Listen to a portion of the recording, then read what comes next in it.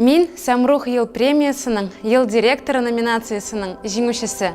Мен біріншіден өзімні сынап қарарға бұлдым. Өткен елларны минем әйдаманнарым катнашты, минем баш җитәкләрем. Конкурска әзерләнү процессы бик авыр һәм катлаулы, ләкин шуны унутмаска кирәк, үзең турында синнән башка артыграк кеше сөйли алмаячак. Үз-үземне тәкъдим иткәндә мин әлбәттә дулкынландым, елый яздым. Ләкин жюри әгъзаларын күргәч, мин бик тынычландым, чөнки аларның җылы итеп караулары миңа бик күп көч бирде. Казылар каршында ничектер дулкынландырды, ләкин үзем генә булмагач, янымда була табый һәм бергә булу ниндидер көч бирде дип әйтимсең, һәм шуңа күрә без әйбәт чыгыш ясадык. Конкурс вакытында син үзең турында сөйләгәндә, синең тәннән костаңнары чаба икән, димәк башта дөрес юлда. Бик тә үземнең җиңүемне теләдем, ләкин шул ук вакытта дусларым өчен дә җан аттым, аларга да уңышлар теләп утырдым.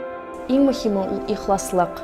Әлеге конкурс ул беренче чиратта үзеңне сынап карар өчен.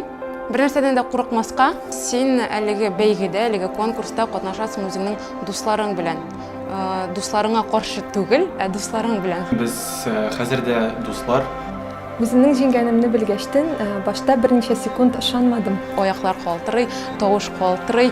Самрух ел премиясында җиңүем миңа бик күп көч бирде, баш җитәк эше мине рухландырды. Тагын да үсәргә, тагын да катнашырга дигән стимул бирде. Яңа үрләргә тагын бер адым. Беренче чиратта Самрух ел премиясы миңа үз-үземә ышаныч хисе бирде һәм миңа ниндидер яңа мөмкинлекләр ачты дип уйлыйм.